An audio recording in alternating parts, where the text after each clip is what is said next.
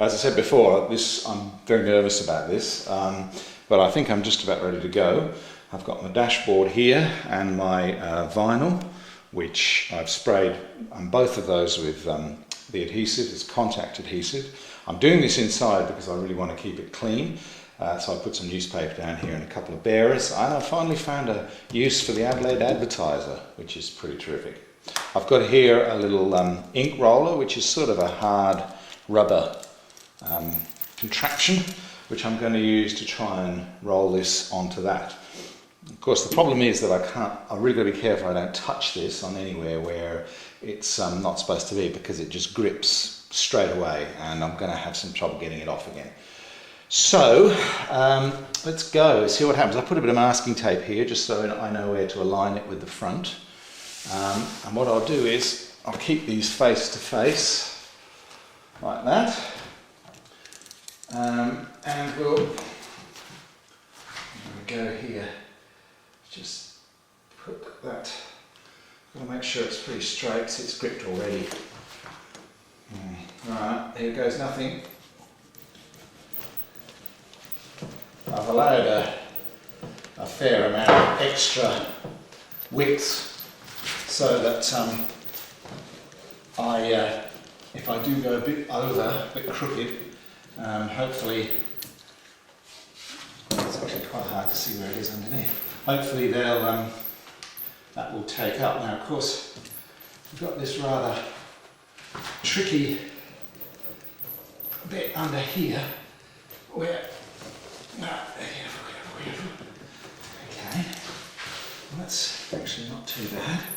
I'll roll it around the edges. So this little countersunk bit here is, well, it's not countersunk really, this edge that defines the dash, the actual instrument cluster, has to be sort of, has a silver edge to it, as you would know, but it has to be fairly well defined. I guess that when I put the edge on, it will pull that down a little bit, possibly. Actually, you know what? That's not too bad.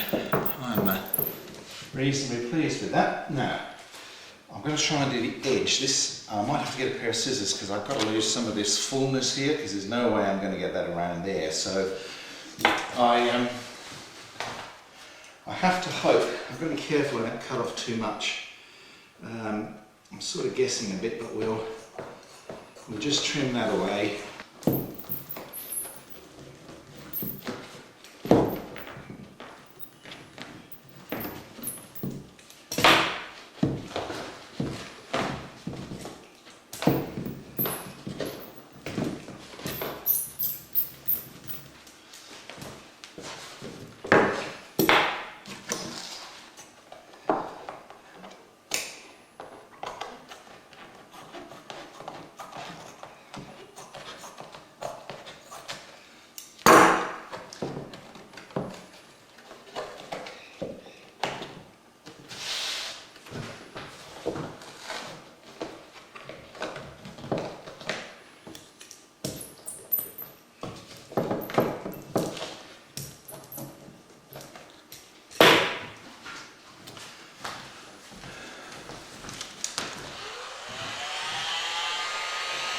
I'm using a heat gun, obviously, to just try and soften this up a little bit so that I can bend it around these difficult edges. That's probably the area at the moment I'm having the most trouble.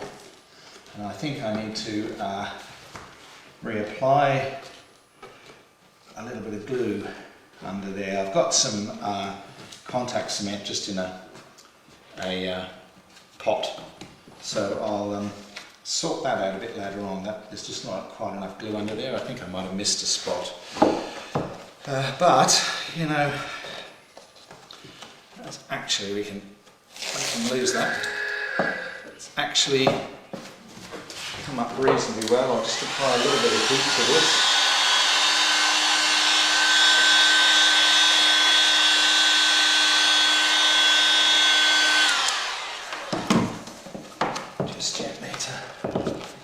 Work that around. I think it's pretty impossible to do it without getting any sort of creases in it, but and the old one had a few creases, but that's actually pretty good. So I'm just putting some glue around the back here. Have to let it dry, of course, before I can start pulling stuff down, but this area here I put on a little while ago, so that will probably, yes, in fact it's just very sticky. That will come over like that, and the fullness in here sort of seems to just disappear, hopefully, yeah, behind the back section there. Just bring it back over.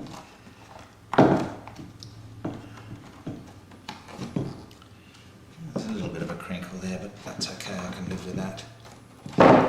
There is, you may have seen, there's a little red edge that goes around here and you can buy it. I've got a feeling I have something out in my shed which might suffice to fix that problem.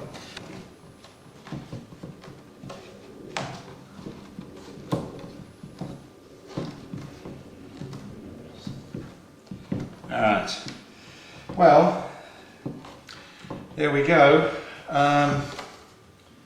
That actually doesn't look half bad. It hasn't quite stuck down here, but I think that when I put in the little surround, that will be alright.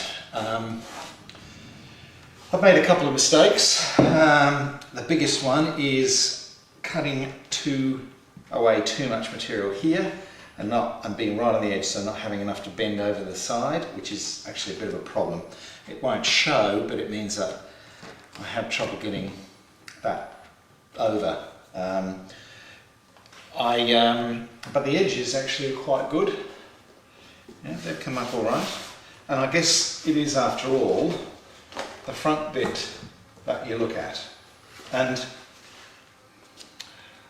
while it's not perfect, I think when all the gauges are in it and it's mounted in the dash, because you don't see any of the top section, I think that's going to look really nice. And I like the colour. The red trim cloth is good. So I think, apart from this irritation here, where I didn't do that quite properly, but I'm not going to take it off and do it again because it'll be okay. I think apart from that, it's actually pretty good. And I'm pretty pleased with it. So if you do this, make sure you leave plenty of excess to be able to fold it under. There's only that one spot where that's happened, but it's annoying. So I just tried that to see if it would work, and it does. Actually looks quite good. Well, I'm not mad on the finish, but I have seen that on some cars. So this is actually some MGA draft excluder that I bought for the door of the MGA and never used it.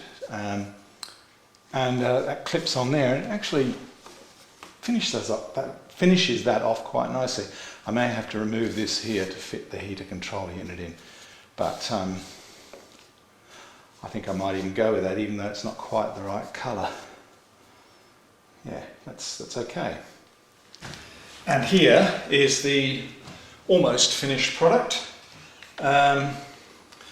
with the holes cut and a few little bits and pieces put on there. And you know, I'm actually pretty pleased with that. I think that's come up very well for a morning's work.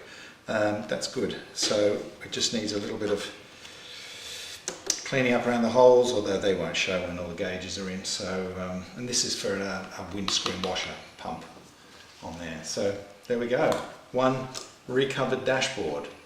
And I won't say it was easy to do, but actually wasn't as hard as I had anticipated it to be.